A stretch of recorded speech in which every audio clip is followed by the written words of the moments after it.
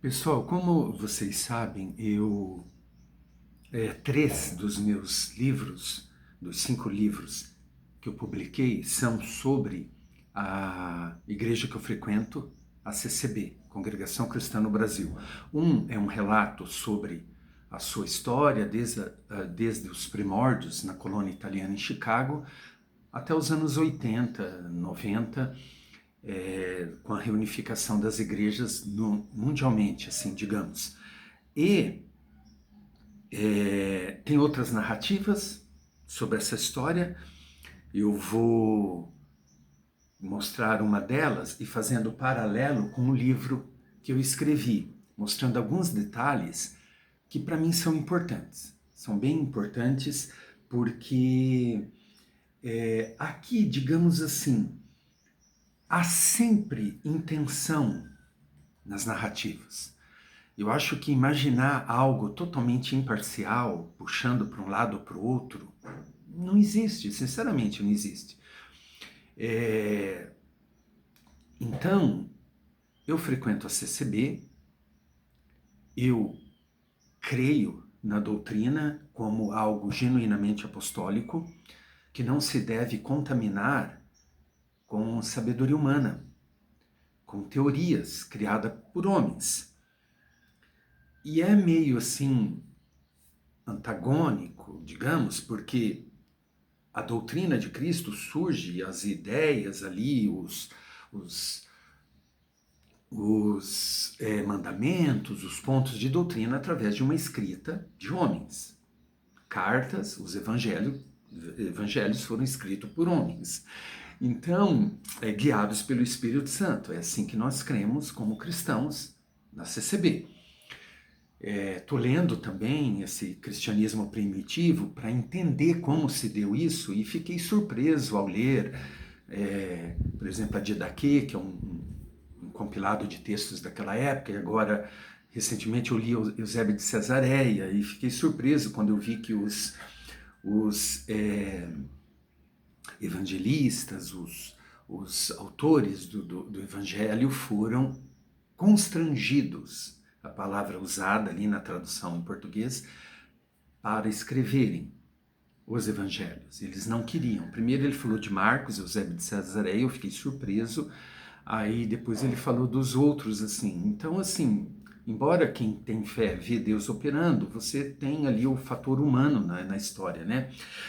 Mas mais precisamente aqui eu vou mostrar um site que tem uma pegada ali calvinista, tem um pesquisador que entrou em contato comigo nos Estados Unidos, isso no início do século, que, de onde eu sei, é doutorando em ciência da religião, e juntou com um outro, né, que tenho falado muito dele aqui, que é Itamar Bueno Coutinho, escreveu a biografia de Luiz Franciscon, que, no meu entender, é totalmente deturpada e assim não se sustenta de jeito nenhum.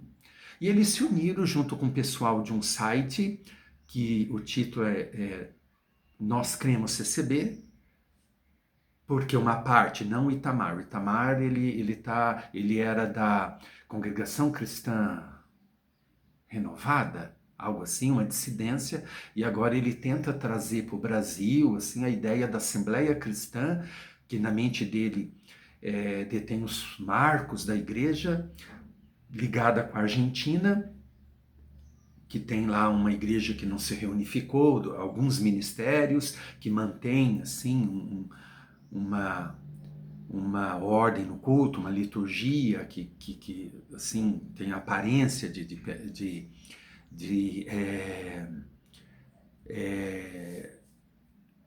da igreja primitiva, digamos, aparência apostólica, né? Apostólica no culto, assim, uma ordem, e mulheres usam véu, sentam separado e tal. Tem o Ministério de Mendonça e de Santa Fé.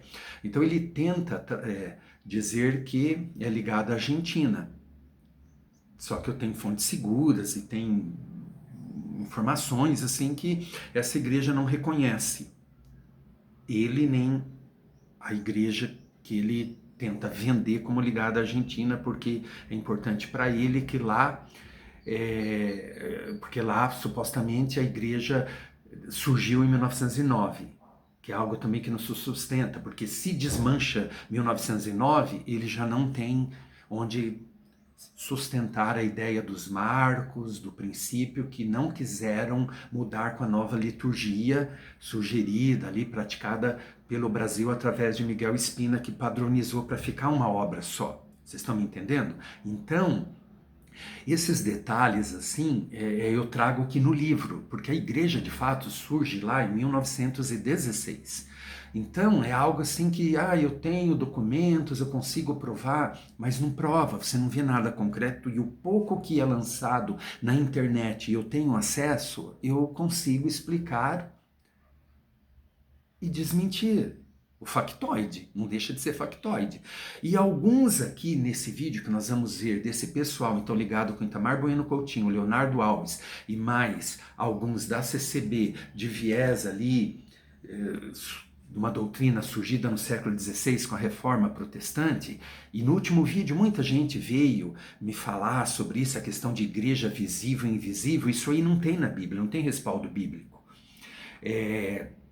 Que surgiu ali, o primeiro a falar disso foi Agostinho, e depois um outro na Reforma, e depois Calvino, essa questão da igreja visível e invisível. E depois, na história que eu narro aqui, é o Giuseppe Petrelli, que dissemina isso, no meio ali dos colonos italianos. Então, assim, é uma batalha, né? Imagina, lá de Agostinho, mas e antes também, desde a época de Cristo, já é a mesma coisa que vivemos hoje. Mesmíssima coisa. Então eu vou analisar isso, fazendo paralelo aqui, eu até marquei, né, com a história como eu narro ali no livro. Meu nome é Emildo Coutinho, este é o canal Emildo Coutinho Escritor. Então vamos lá? Eu vou mostrar aqui, eu acelerei um pouquinho, porque 1,5 acho que vai dar. Ele tem aqui 18h30, então vai ser aqui uns 9 minutos, né, de vídeo. Então, assim, eu consigo fazer isso agora porque eu comprei, com o meu primeiro pagamento do YouTube, mais alguns Pix que vocês me enviaram, um celular novo. Esse velho eu uso aqui para mostrar o vídeo e tal, porque eu não estou mais editando, porque eu tenho que renovar o meu editor de texto. Então eu sei que é chato ouvir assim, pedindo ajuda, mas todo mundo pede, a gente está aqui trabalhando. Então, assim, se vocês me ajudarem, ali na descrição tem as formas, vocês podem ser membros do canal. Eu tenho 5 membros somente. Queria fazer um sorteio de livros, até falei que iria fazer, mas eu quero esperar o mês que vem para ver se ninguém vai sair, porque tem gente que vem e sai, assim, e eu quero produzir mais coisas destinado a esses membros, para eles terem vantagens também, né? Mas por hora está muito pouco, e não estou me sentindo muito motivado pela questão do número mesmo, né? Então, tem todas as informações ali nas descrições, e nós vamos analisar aqui. Então vamos lá.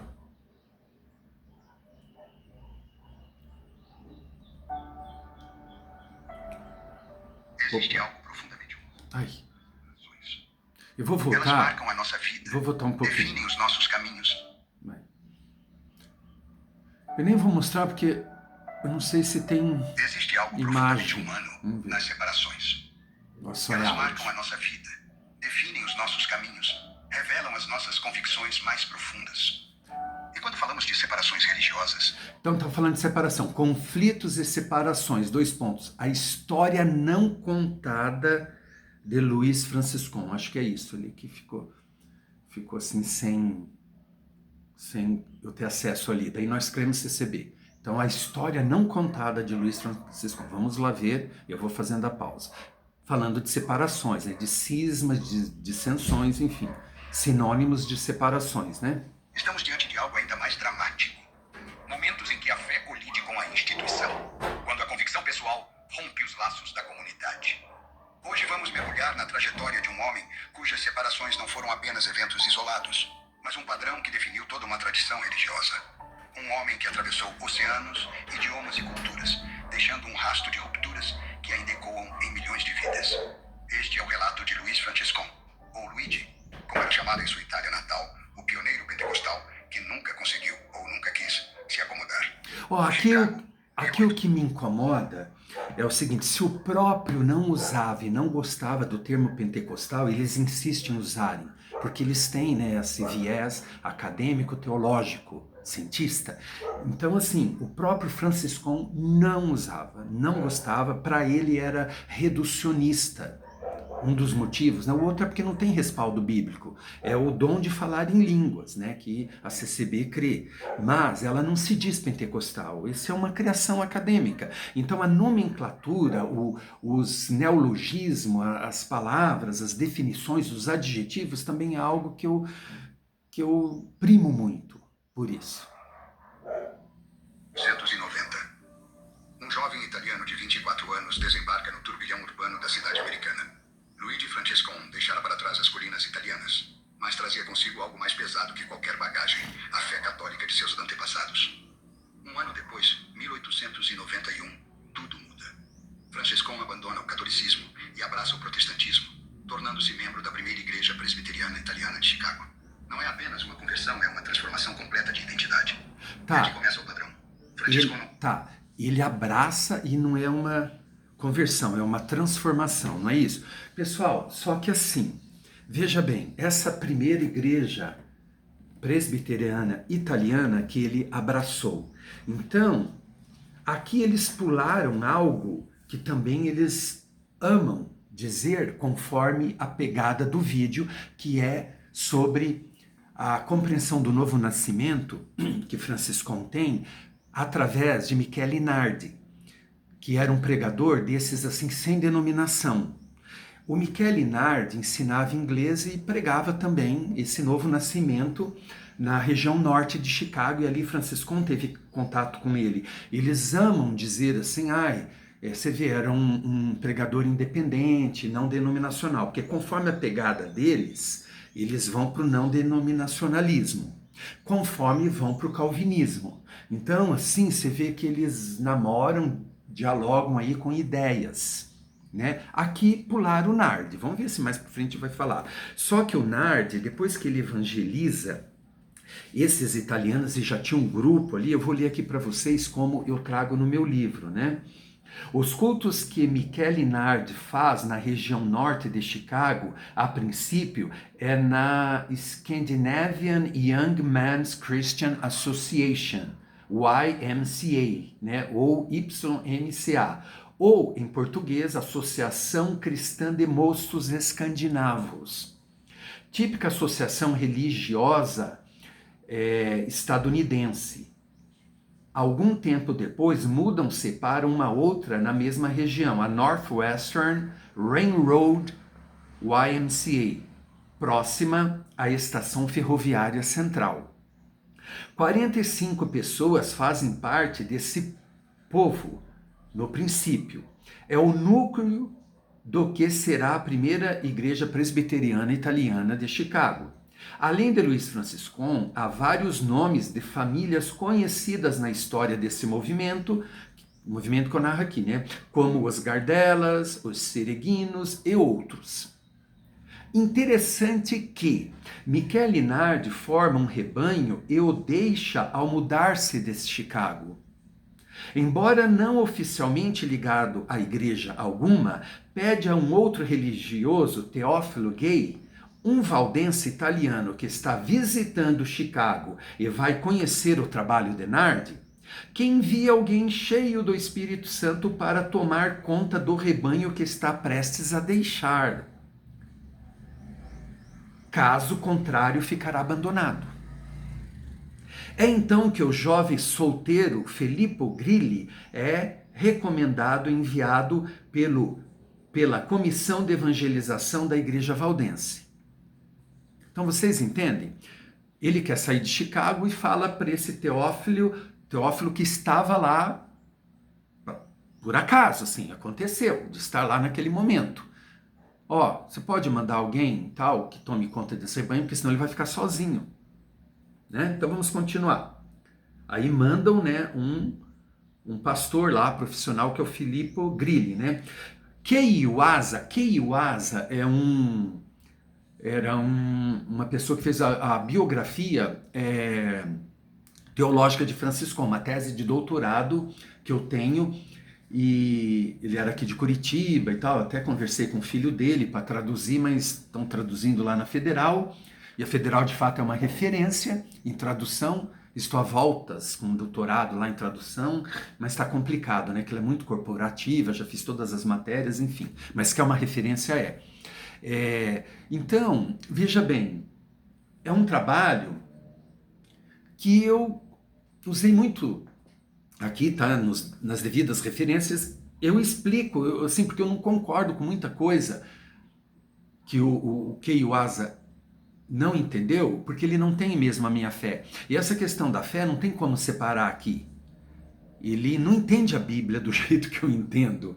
Então, quando eu olho todo esse movimento, eu faço analogias com a palavra de Deus, e mostrando ali os acontecimentos, coisas que já foram descritas, tanto no Evangelho quanto nas epístolas.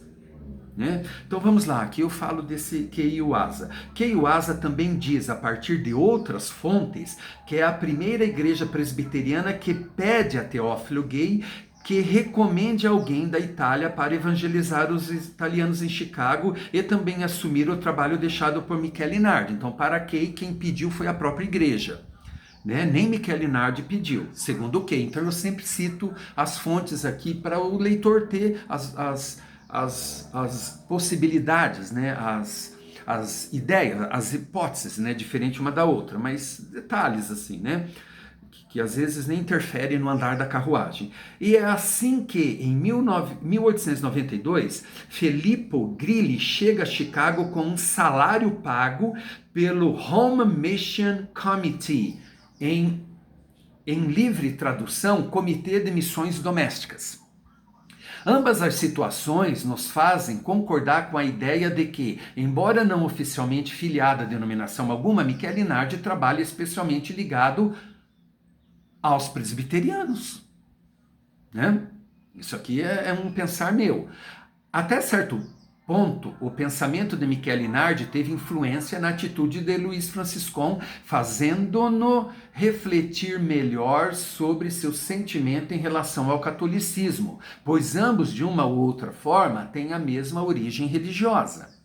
Nardi segue mais precisamente a ideia de um evangelho livre, um povo sem denominação, sem igreja institucionalmente falando. Já Luiz Franciscon, embora aparentemente concorde com esse pensamento, inicialmente, como veremos no diálogo a seguir, seguirá mais focado nessas primeiras décadas da formação da congregação de cristãos, o que a teologia chama de congregacionalismo, isto é, igrejas independentes e não denominacionais, embora mantendo a mesma fé e doutrina. Né?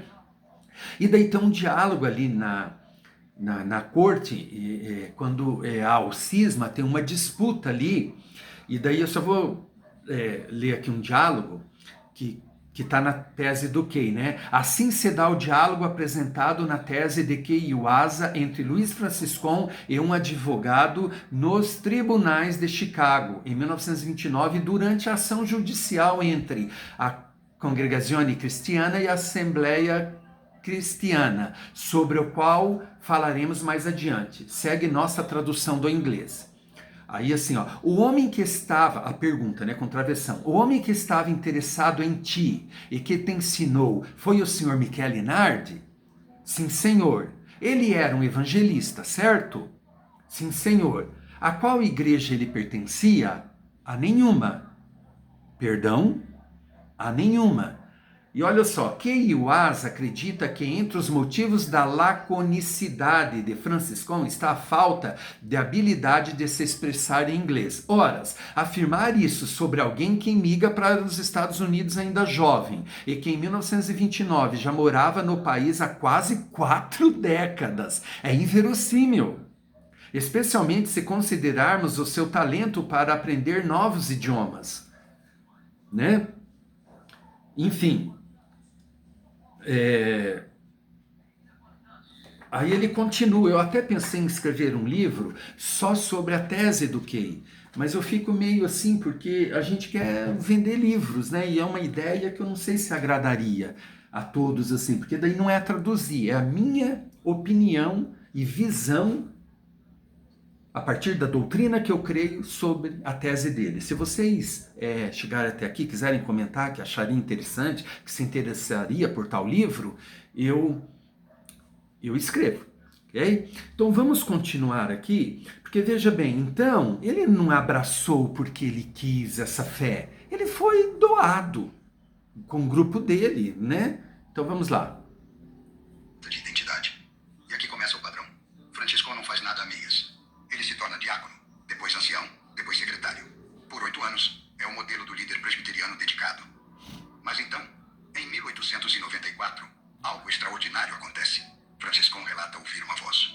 Uma voz que lhe anuncia um mandamento bíblico negligenciado, o batismo por imersão. Colossenses 2:12. Ali, naquele versículo esquecido, estava uma verdade que sua igreja presbiteriana, com seu batismo infantil por aspersão, havia abandonado. 9 anos. Por 9 anos, essa revelação arde dentro dele. Imagine a tensão. Servir fielmente uma instituição enquanto carrega a certeza de que ela está errada em algo fundamental. Setembro de 1903. O pastor Filippo Grilli está ausente. É o momento que Franciscão aguardava. Ele sobe ao púlpito e prega sobre o batismo por imersão. Não é apenas um sermão, é uma declaração de guerra contra a ordem estabelecida. E então, o ato simbólico definitivo. Ele se submete ao batismo por imersão, realizado por Giuseppe Beretta. Tá, vamos fazer uma pausa aqui. O que me chama a atenção, veja bem, algo que não está de acordo e é tão importante. Um ponto de doutrina que é o batismo por imersão. A primeira coisa que me vem na mente é: e quantos que não são seguidos por supostamente não ter importância? Para mim, Cristo falou, né? Assim, eu entendo, não tirar nenhum tio, um sinalzinho, né, de uma palavra. Não acrescentar e não tirar. E outra coisa é esse relacionamento dessas igrejas, né? Então aqui tem uma pegada calvinista e da reforma e tal, mesmo eles batizando criança. Então assim, eu não entendo, eles querem daí trazer essas ideias, essas teorias, mas corrigindo-nas. Sabe o que é isso? Tirando o que eles... Porque assim, eles... Nessa coisa de igreja visível e invisível, todas as igrejas têm pessoas, membros invisíveis, cristãos invisíveis. A igreja invisível está em todas as denominações, desde que se dizem cristãs. Então, assim, vocês viram, para mim, assim, não faz sentido tal raciocínio, sabe? Para mim é aquela política de boa vizinhança e camaradagem entre igrejas como as empresas do mercado aqui de almas, no caso, né? É o mercado de almas. Então, sei lá, para mim o nome disso é hipocrisia. Águas geladas do Lago Michigan testemunham uma ruptura. Francisco renuncia a todos os seus cargos, abandona sua membresia e não vai sozinho. 18 dos 25 membros da igreja o acompanham. Pense na coragem ou na teimosia necessária para isso. Depois de mais de uma década construindo sua vida naquela comunidade, ele a abandona por uma inflexível questão de princípio. Mas há algo mais. Francisco também rejeitava o conceito de ministério pago. Ele havia visto as dificuldades financeiras da igreja para sustentar seu pastor e concluíra que o sistema estava corrompido. O evangelho não deveria ser uma profissão. O resultado? Uma pequena comunidade evangélica livre e sem denominação, reunindo-se em casas. A Igreja dos Toscanos, como ficaria conhecida, nasceu de uma cisão e estava fadada a outra.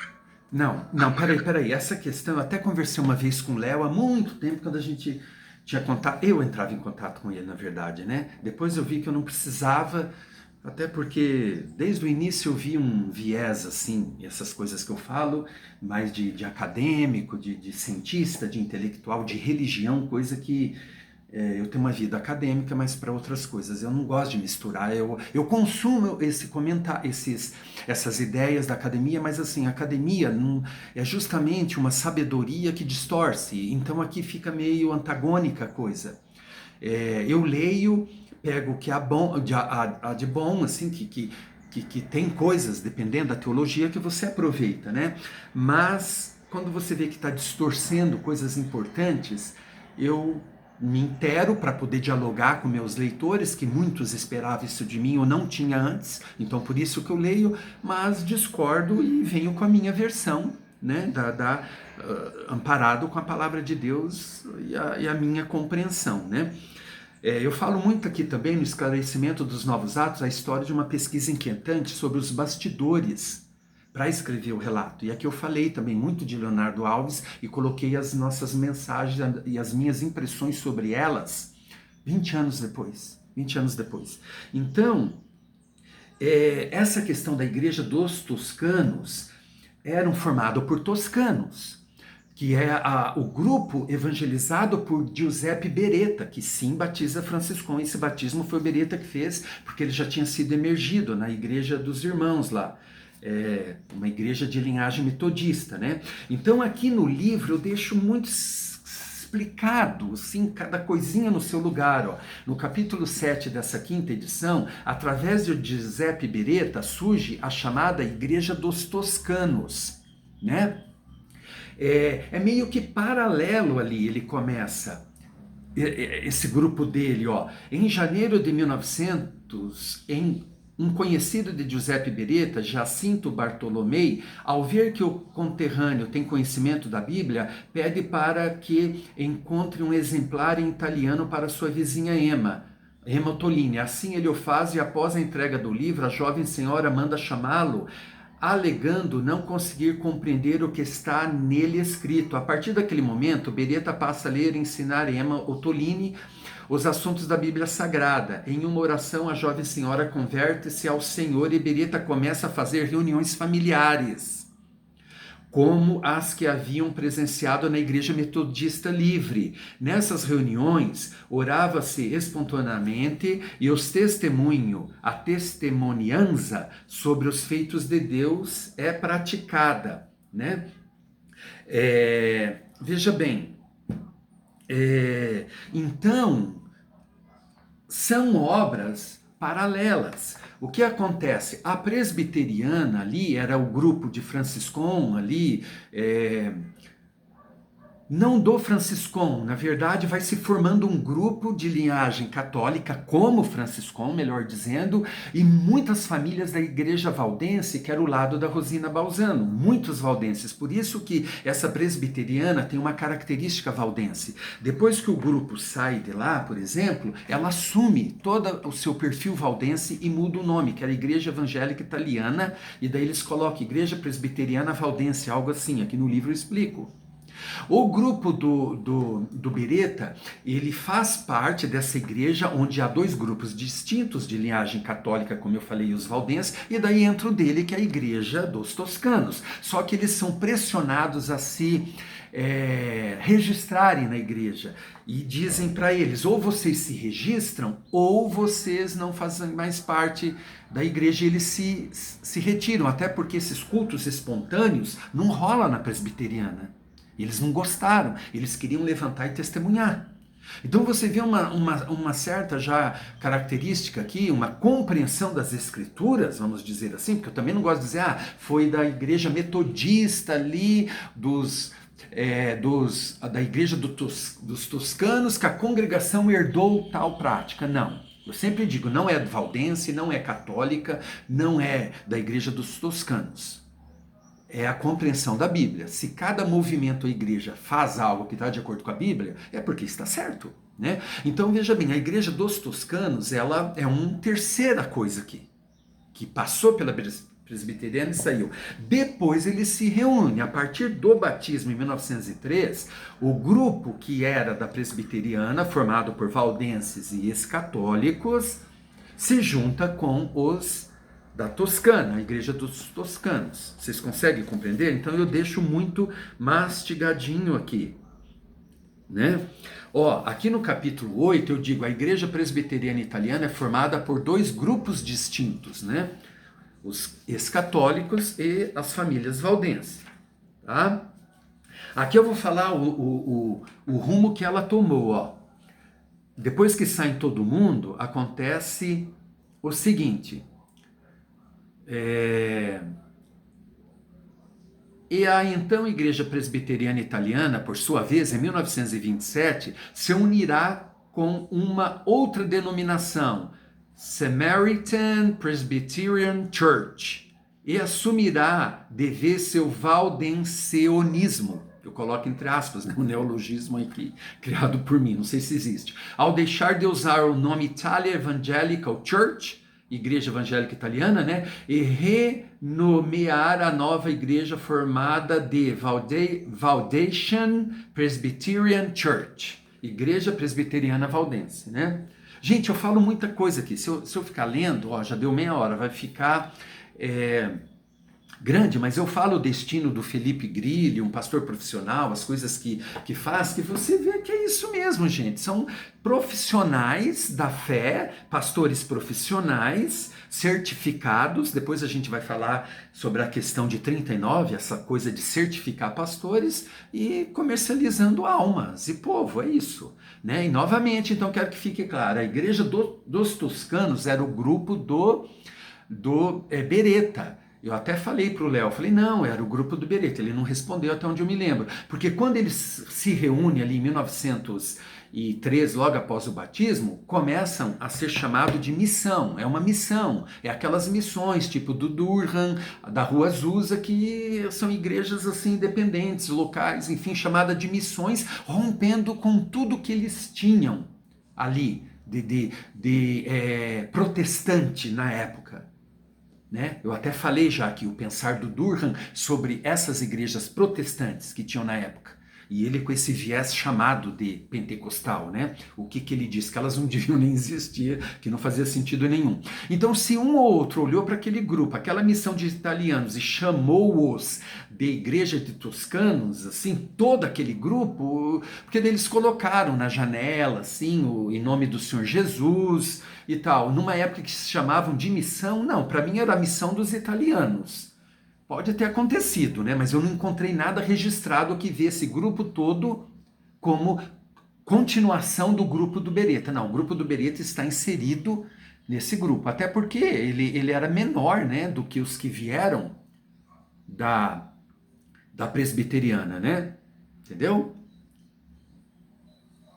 Fadada outra. Há uma verdade inconveniente sobre movimentos de pureza. Eles raramente permanecem puros por muito tempo.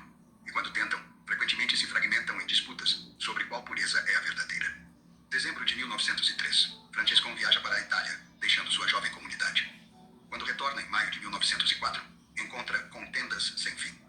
O paraíso da simplicidade havia se tornado um campo de batalha teológica. A questão, o dia do Senhor, o domingo.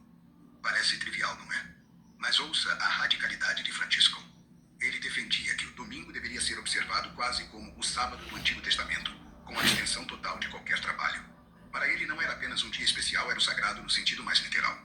Pietro Ottolini, outro líder, discordava. Para ele, a santidade estava no indivíduo, não no dia. Uma posição razoável, teológica, defensável, mas para Francescon, intolerável. Outubro de 1904. Francescon pede conselho ao Senhor e recebe a orientação que, convenhamos, provavelmente já tinha em mente. Separe-se. Ele se retira com apenas duas famílias, Nicola Moles e Alberto de Chico. Voltam a se reunir de casa em casa. Uma observação importante. Esta separação foi temporária. Em 1907, após o derramamento do Espírito Santo entre os italianos, o evento pentecostal que mudaria tudo, houve uma reunificação. Francescon descreveu aquele dia como inesquecível. O Espírito Santo, ao que parece, tinha poder para unir onde a doutrina dividia. Anos 1920. Tá, então veja bem, ele separa, né, em 1904, aí se reúnem novamente, logo em seguida, né, fica pouco tempo, nesse ínterim ele tem contato com a missão do Durham, e lá ele é batizado com o Espírito Santo e tem esse contato com o que eles chamam de pentecostalismo. Então veja bem, vocês viram que um quesinho de crítica aqui ao Francescon, vocês notaram um gostinho? Tipo, ele diz que Deus falou para ele para se separar, mas ele já tinha decidido, provavelmente, que se separaria. Foi o que disse aqui em outras palavras. Eu digo no livro que assim, o Francescon está buscando aprender. Isso aqui foi uma gafe, assim, não tem dia do Senhor, e ele achou que tivesse, isso aqui é fato, né? Então, durante a vida de Francescon, você vê que ele não era perfeito, um medo, assim, de uma administração, que depois, de anos depois, com o Brasil, uma coisa mais amadurecida, você via que eles tinham que lidar com Francescon para ele entender o que é a diretoria de uma administração espiritual que controlasse ali a igreja, no que é pregado, como se pratica o evangelho. Isso aí vai refletir lá na frente ainda um Francescon que ainda está observando e com as suas convicções, aquela coisa que a Bíblia diz de valor em valor. Né? Ele depois nunca mais tocou nesse assunto do domingo, mas é isso, né? Ele achava que tinha que guardar o domingo, uma coisa meio que do catolicismo, né? E, e assim, vamos ver aqui, né? Para continuar vendo qual vai ser aqui a pegada deles, né? Aí eles acho que pularam para os anos 20, né? O movimento pentecostal italiano está crescendo, vibrante. A Assembleia Cristã reúne comunidades por todo o cinturão industrial italiano-americano. Há poder, há milagres, há unidade. E então surge a questão do sangue. Leitura de Atos 15, versículos 28 e 29. O Concílio de Jerusalém. Os apóstolos decretam que os gentios convertidos devem se abster de coisas sacrificadas a ídolos, do sangue, de carnes sufocadas e da prostituição. Giuseppe Petrelli, pregador respeitado, argumenta que esses decretos eram temporários, contextuais, aplicáveis apenas àquela situação histórica específica. Uma interpretação razoável, adotada pela maioria dos cristãos até hoje. Viu? Uma interpretação razoável adotada pela maioria dos cristãos hoje. Isso é verdade, né? A maioria está negando algo bíblico. Você vê, isso aqui eu fiquei chocado, eu já vi, né? Só não lembro de tudo, eu fiquei chocado quando eu vi. E outra coisa, pregador respeitável, então eles têm que afirmar que Petrelli era respeitável. Ele foi o causador do cisma. E eles reconhecem, né? A única igreja cuja doutrina traz ali nos pontos de fé e doutrina, né? Nos pontos do credo, que eles também usam essa palavra, é a CCB. Que é para nos abster do sangue, da carne sufocada e da fornicação. É fornicação a palavra mais correta, não é necessariamente prostituição. Fornicação pode ser muitas coisas, o pecado contra o corpo. Né? Então vamos ver aqui, continuar, mas viram o endeusamento agora do Petrelli e lá um quesinho de crítica em Franciscon, né? Franciscon, pura heresia. A escritura não tem prazo de validade. Isso. O que foi dito pelos apóstolos permanece vinculante. Não há espaço para interpretação contextual, para flexibilização, para sabedoria humana. É nisso legal. A disputa se arrasta por anos, de 1925 a 1929. A tensão aumenta, a comunidade se polariza e, finalmente, a ruptura inevitável. Uma corrente numerosa apoia Petrelli. Franciscon e seus seguidores abandonam o grupo. Em 17 de abril de 1926, registram uma nova entidade, a Congregazione Cristiana, a Congregação Cristã. A divisão é tão amarga que resulta em um processo judicial pela posse do prédio, arrastando-se de 1926 a 1935. Irmãos em Cristo, agora adversários no tribunal. Esta cisão foi crucial. Ela estabeleceu de forma definitiva a identidade da Congregação Cristã. Uma comunidade que não negociaria princípios escriturísticos. Tá, aqui vocês viram aquele diálogo foi em 29, foi durante o processo, né, que terminou lá já na década de 30.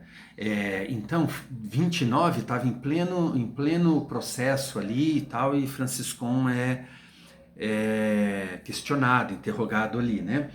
E vocês viram que realmente, assim, depois ele fala o pensar de Franciscon, classificou como heresia, né, ali o Petrelli, e eles falam de fato o que Franciscon disse, só que eles endeusaram o Petrelli. Então, assim, falo do Franciscon, mas ao mesmo tempo ele elevou bastante o Petrelli, e reconhece que a maioria das igrejas, né, pensam como Petrelli, um pregador respeitado. Então é um discurso que aqui você tem que ir no frigir dos ovos, colocar ali na balança, ver onde eles querem chegar. Vocês estão me entendendo? Né? Vamos lá, então. Continuar. Aí surge a Congregação Cristã. Para mim, é um nome muito apropriado, muito com respaldo bíblico. Então, apesar dos pesares, você vê assim algo divino mesmo, né? Escolher um nome tão bem escolhido, né? Congregazione Cristiana. A partir daí começou aquelas que tinham mais ligação com Franciscon pelo mundo afora, nomear os seus ajuntamentos de congregação cristã. Arcaicos que parecessem ao mundo moderno. Final dos anos 1930. Franciscon está envelhecendo, mas sua visão permanece cristalina e inflexível. O movimento que ele ajudou a fundar está crescendo, expandindo-se, institucionalizando-se. Surgem pressões para criar estruturas, um conselho para ordenar ministros, fundos missionários, mecanismos de cooperação entre as igrejas. Para muitos isso parece sensato, inevitável até. Como coordenar um movimento em expansão sem alguma organização? Para Franciscon, é a morte espiritual. Ouça suas próprias palavras. A organização é a caridade de Deus no coração de seus membros. A igreja deveria ser guiada apenas por Cristo, a cabeça, e pelo Espírito Santo, a lei. Qualquer estrutura humana era, por definição, corrupta. Ele chamava isso de congregacionalismo radical. Cada congregação autônoma sem hierarquia, sem burocracia, sem poder centralizado. Franciscon emite uma circular, respondendo à acusação de... Ele chamava de congregacionalismo radical. Não, eu nunca encontrei ele usando esse termo. Ele não usava esse termo, ele usava outras coisas, que a obra não pode ser administrada e que não pode ter diretoria, era isso. Agora aqui ele está ali, né, meio preparando para a próxima ideia, mas eu gostaria também de falar, como eu vejo aqui, esse ano de 39. Cada nação tem a sua peculiaridade e realidade. A Itália era de um jeito, o Brasil outro, e coisas que funcionaram nesses lugares já não deu certo nos Estados Unidos, onde a obra era mais velha, repleta de pessoas, de anciãos tão pioneiros quanto Franciscon. Portanto, meio que o enfrentava. Temos que considerar isso aqui. A ideia que eles queriam, esse cooperar entre igrejas, você via que eles queriam instituições dentro da igreja, inclusive para formar pregadores, coisa que no Brasil nunca aconteceu e sempre teve uma administração.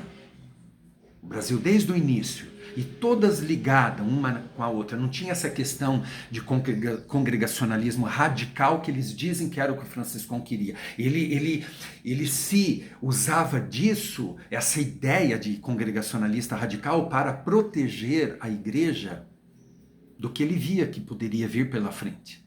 Toda assembleia anual lá, que acontecia em regiões diferentes, era uma luta. Tudo isso eu narro aqui. Era uma maior luta. Coisa que no Brasil nunca teve. Só que assim, aqui eles já estão preparando, pegando lá a realidade dos Estados Unidos para criticar a CCB hoje. É isso que essa gente faz, que critica a estrutura hoje da CCB. Então vamos lá. Pegando os Estados Unidos lá do final da década de 30. Respondendo à acusação de hipocrisia. Diziam que ele havia aceitado organizações centralizadas na Itália e no Brasil, mas as rejeitava na América do Norte. Sua resposta é categórica. Ele nunca promoveu tais organizações. Os documentos de ordenação ministerial eram fraudulentos. No Brasil, nunca existiu um conselho para dirigir a obra. Até agora, somente a Santa Trindade que a governa. Documentos fraudulentos? Eu não sei o que eles quiseram dizer com isso. O que Franciscon fala em 39? Ele diz o seguinte: mostra o registro certificado, porque só um registro certificado vai provar que eu menti, que eu organizei a obra na Itália e no Brasil eu não quero organizar aqui. Leonardo Alves traduziu, e eu digo isso no livro, por carta, mostra a carta. Ele pegou carte, que é registro certificado, e traduziu por carta. Carta eletere. Então, isso deu assim uma má compreensão. E agora, esse vídeo diz que eram fraudulentos, então alguém cometeu fraude. Então, vocês, se estiverem me assistindo, quais fraudes? Aqueles aí que gostam de vir aqui, eu vejo que tem as ideias de vocês, me expliquem. Qual fraude? Falsificaram documentos e mostraram para o Franciscon, ou para o povo, melhor dizendo ali, os estadunidenses, ítalo-estadunidenses, como assim? Né? Isso aqui tá achei meio estranho, essa tal da falsificação. Olha o que eu digo aqui.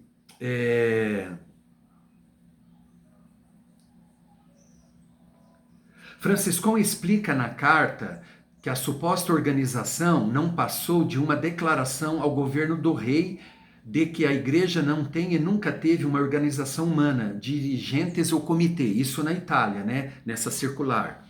Aí Franciscon chega a pedir para seus acusadores que mostre o certificado, credencial de pregador, entre aspas, conferido aos anciães da Itália e do Brasil, frutos das supostas organizações que teriam promovido nessas nações. Aí, entre aspas, aqui para Franciscon, porque somente o certificado pode confirmar que eu menti, escreve, mas se esses certificados jamais existiram, eles estão fundamentando-se em fraude para atingir seus objetivos. Olha, aqui fraudes. Se eles existissem, mas como não existe a fraude, seria as palavras. Eles estão fundamentando-se em fraude para atingir seus objetivos. Tá, vocês querem dizer que aqui a fraude não era as falas, mas documentos que eles viram? Então, é vocês que têm que agora, o nosso creme CCB, Leonardo Alves, Itamar Bueno Coutinho e todo aí o pessoal por trás desse vídeo, explicar o que alguém construiu. Vocês têm esses documentos, esses certificados, esses registros, que mostraram lá para Franciscon, olha aqui, o Brasil tem, é organizado aqui com pregadores certificados. É isso que vocês estão dizendo. E quem estiver assistindo aqui me diga, será que eu entendi errado? Né? Tá muito estranho, gente, mas muito estranho. Eu fiquei estupefato quando vi isso aqui. Então tá indo já para a reta final. A de que governa, mas a maré da história estava contra ele. Em 1943, participa de uma convenção tentando retornar a como a obra era no princípio. Um último esforço. A Igreja Cristã Italiana da América do Norte forma a Sociedade Missionária. Criam uma estrutura gestora e supervisora. E Franciscon, aos 83 anos, se desliga totalmente. O velho pioneiro que havia plantado igrejas em continentes se isola. Mantém comunhão apenas com indivíduos e congregações que aderem ao seu posicionamento antidenominacional. Um profeta sem honra em sua própria casa. São Paulo, Brasil. Bairro do Brás. Anos 1900. Só que vocês têm que ver, antidenominacional. Em 27, após esse cisma em Chicago, ele criou a Igreja Cristã Não Organizada da América do Norte. Era um nome padrão e sob esse nome estava a Congregação Cristã, Igreja Cristã e Assembleia Cristã. Não eram ministérios como Itamar Bueno pensa. Ele pensa assim, essa visão de ministério, de associações que formam igrejas diversas como Assembleia de Deus e Batista. Não, era a mesma igreja, a mesmíssima fé e doutrina. O que acontecia é que também havia uma liberdade de cada lugar fazer o culto, a liturgia como queria, adotar inário como queria, fazer como queria, que dá uma característica também de igreja local, o congregacionalismo à la batista. Então, digamos assim, são coisas novas de um povo que está buscando algo. Então, se você pensar no modelo eclesial já formado aqui com o catálogo que temos, não vai dar certo. Então, embora tenha assim uma denominação, cada igreja ali colocava o nome que queria, congregação, igreja ou assembleia, e o culto tinha uma certa liberdade que eles não tinham padronizado, coisa que aconteceria com Miguel Espina aqui no Brasil, né? Então, eles pegam essas realidades para criticar a igreja atualmente de uma forma bem perfeita, eu diria, que funciona muito bem, e no mundo inteiro. A Congregação Cristã no Brasil, plantada pelas próprias mãos de Franciscon em 1910, está construindo algo grandioso. Um templo magnífico, imponente, capaz de abrigar milhares. Para os irmãos brasileiros é um testemunho. Uma declaração da presença e poder de Deus. Um marco para a comunidade. Para Franciscon, é uma traição. Ele manifesta indignação. Não apenas descontentamento e indignação. Ele se opõe à magnitude do templo, aos custos envolvidos. Teme que a obra se torne centralizada. Que São Paulo se transforme em uma nova Roma. Um centro de poder religioso, exatamente. Aqui descaradamente eles atacam, né? Descaradamente. Gente, ele diz na carta que o Brás não venha a se transformar numa nova Roma, aquele lugar de peregrinação, mas ele escolheu o terreno. Ele estava andando por aqui, pelo Brás, La Moca, e viu um terreno. Isso aqui não se sustenta. Depois, em 64, semanas antes de morrer, pouco tempo antes de morrer, ele escreve. continua ali mandando carta, você vê que estava tudo bem, teve um quiprocó em 59, a questão da diretoria, daí ele fala para anciãos e diáconos não fazerem parte da diretoria material, eles separam, tudo é esclarecido. E daí Miguel Spina diz numa carta que ele já tinha uma certa idade e estava, às vezes era difícil convencê-lo, mas o fato é que tudo foi resolvido conforme ele queria. E essa questão dele não vir para a inauguração do Brás, ele não queria chamar a atenção. Ele falou, eles vão lá para me ver, aquele é o Franciscon, e ele não queria que fosse meio que idolatrado desse jeito. Isso aqui, gente, para mim, tem aqui uma mistura de Itamar Bueno Coutinho e Leonardo Alves, porque Leonardo Alves vê esse regime que parece o episcopal da Igreja Católica, ele não gosta, e já me escreveram uma pessoa que eu conhecia aí e teve contato com Leonardo Alves, amigo dele, eu não sei, me escreveu falando o quanto Leonardo Alves rejeita essa ideia da administração centrada pelo Brás no mundo. Eu vou até ler aqui o que essa pessoa me escreveu, vamos ver se eu acho. Uma hora eu vou falar mais sobre isso, porque assim, ele se uniu a esses pensares para se voltar contra a organização eclesial da CCB. Esta é a verdade, né? Esta é a verdade. E ficou muito claro nesse vídeo quem está por trás. Muito, muito claro. Eu vou tentar aqui achar, enquanto isso eu vou falando com vocês, mas eu guardei as mensagens dessa pessoa que eu achei assim muito interessante, que ela conversou com Leonardo e me disse, e me mandou escrito, e eu guardei. Eu tenho que fazer um vídeo só sobre isso aí, só sobre isso. Mas se eu não achar aqui, basicamente é isso. Ele fala, Leonardo Alves é contra a Roma Brás. Ele usa essa palavra. Ele usa essa palavra, chamando de Roma.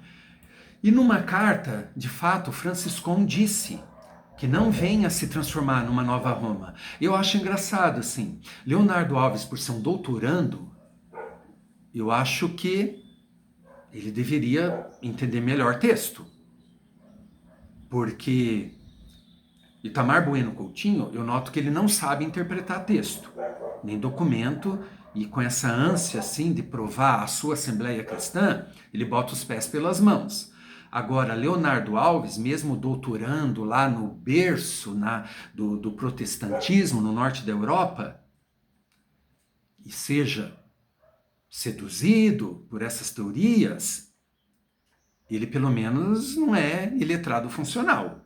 Eu não acredito que não. Então isso aqui tá algo bem feio. Eu não vou achar, gente, eu vou gravar depois um vídeo só sobre isso aqui. Ficou muito feio essa coisa porque não se sustenta pelas próprias cartas de Franciscon explicando tudo. E conversando, e falando, e palpitando, e dizendo como deve ser a presidência no Brás, que seja o primeiro, o mais velho, depois o segundo, depois o terceiro. Fala que é um lugar bom, centralizado, para que todos se desloquem até o Brás, sabe? Não se sustenta. Vamos continuar aqui, já tem... Exatamente o que ele havia lutado a vida toda para evitar. Ele se sente logrado, traído pelos irmãos brasileiros. E então, o gesto final. Recusa-se a comparecer à inauguração. Imagine a cena. O templo lotado, celebração, júbilo. E o fundador, o pioneiro, o homem que trouxe o pentecostalismo italiano para o Brasil, ausente. Isolado por escolha, fiel a princípios que quase ninguém mais parecia compartilhar com a mesma intensidade. Ele envia uma carta expressando seu descontentamento. Não era contra a obra em si, mas contra a forma como estava sendo administrada e centralizada. Uma distinção sutil que para ele fazia toda a diferença no mundo. Então, o que fazemos com Louis Franciscon? Um homem de convicções inabaláveis, ou um separatista crônico incapaz de comunhão duradoura? Um profeta que preservou a pureza do evangelho? Ou um fundamentalista cuja rigidez fragmentou comunidades? A verdade, como sempre, é mais complexa. Franciscon viveu em uma tensão constante entre o ideal e o real, entre a visão do evangelho primitivo e as demandas práticas de comunidades crescentes. Cada uma de suas separações revela não apenas teimosia, mas uma busca genuína, talvez obsessiva, por fidelidade às escrituras como ele as entendia. Ele rejeitou o batismo infantil quando isso custou sua posição e comunidade. Ele se separou por causa da observância do domingo. Ele dividiu igrejas por causa de carne com sangue. Ele se isolou para evitar a institucionalização. Ele recusou a catedral que outros construíram em seu nome. Há algo simultaneamente admirável e trágico nisso. Admirável porque vivemos em uma era de convicções frouxas, onde princípios... Peraí, ele se separou pela não observância do domingo. Ele era a favor da observância do domingo. Eu estou dizendo isso aqui para ver também os equívocos de Franciscão, porque agora no final eles estão ali elencando todos os itens da separação e o pensar dele, deixando ali uma brecha para a audiência, para o receptor, de que é tudo coisa assim que ele via estavam corretas. Inclusive contra a inauguração do Brás, que transformou ele numa nova Roma. Vocês viram que eles estão induzindo quem ouve a acreditar nisso. Então, Franciscão pisou na bola, estava equivocado em relação ao domingo. Então, ele também errava. São negociáveis e a coerência é rara.